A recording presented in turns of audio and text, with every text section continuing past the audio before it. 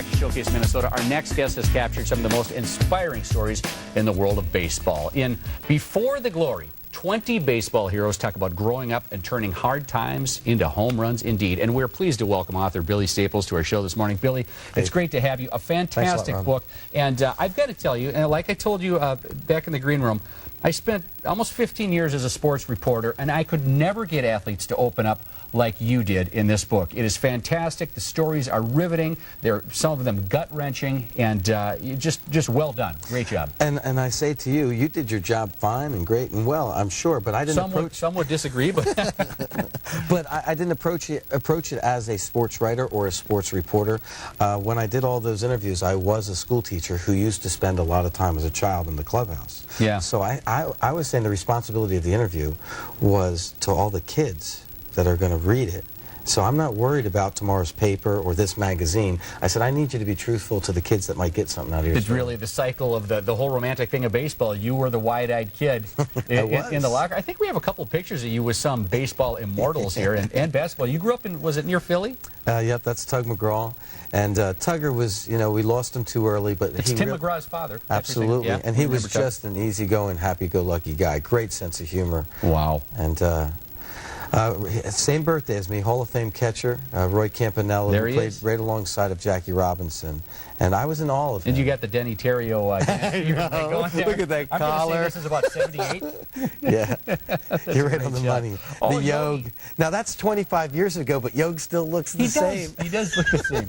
Fantastic. Now, where did you grow up exactly? Oh, there's Mickey Mantle. Yep, that's my first locker room I was ever in. That's 1974.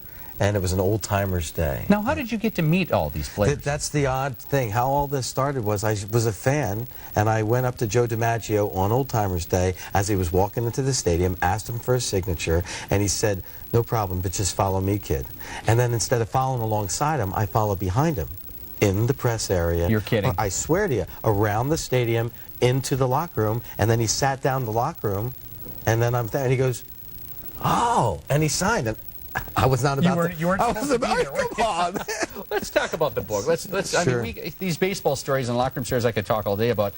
Some of the stories in here, let's talk about Bill Mazeroski. I mean, what's interesting, we're in a life, it's 2007, and your listeners, right, material possessions, your work, your debt, the guys that were just here, right, on your show. Right. And Maz grew up in a double wide, and America's going to react to the words double wide. Right. But not double-wide trailer.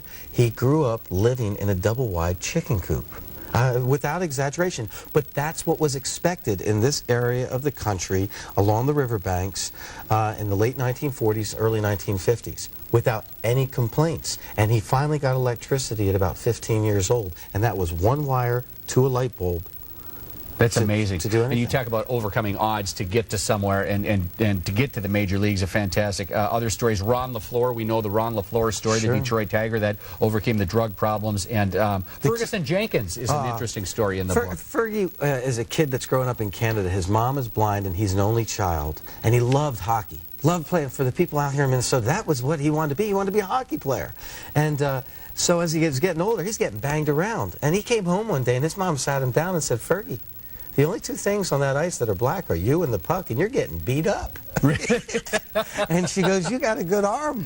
Let's put some more time into the pitching. I'm worried about my son. And he took her seriously, and he started to put more time into baseball. Right. True story. Our own hometown hero, Justin Morneau, is in the book. I love him. And Justin Morneau overcame the divorce of his parents. You know, Justin had that brother, so the brothers are playing ball, and they're busy, and Justin was always hitting. Even in study hall in high school was hitting.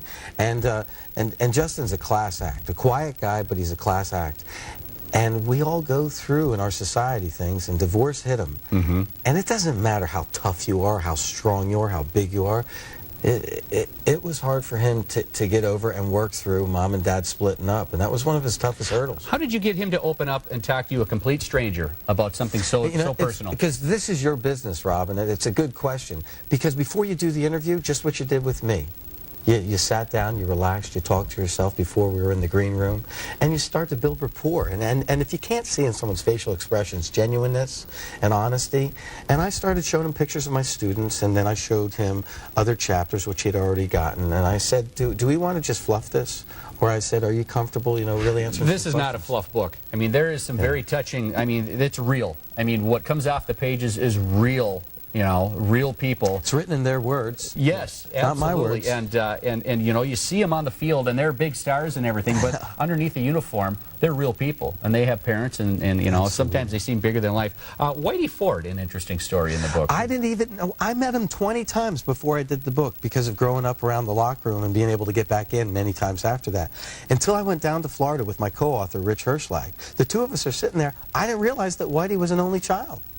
And so he started to explain that it was him, mom, and dad, but then things happened with the war. He grew up in New York City, and then now living with his uncles. And so families had to take 2 or 3 spots where they're living and get together. And when Whitey wanted to play baseball, it was under the 59th Street Bridge. Oh, wow. Simon and Garfunkel, Feeling Groovy. Feeling Groovy. And they had to pick out the pieces of glass from the winos the night before, always breaking bottles on the field. Right. But that's the way it was. So the first thing Whitey did before he even got warmed up was go out into that field and pick out pieces of glass. It's amazing. And the book, folks, is full of stories like that. Thank you so much, Billy. Rob, Come back again. Come back again. It, when the Twins are in the series this fall. I said it to you. With Justin. Yes, you did. Yeah. Yes, you did. So you're a lucky charm. You can find Before the Glory in bookstores everywhere. Great stuff.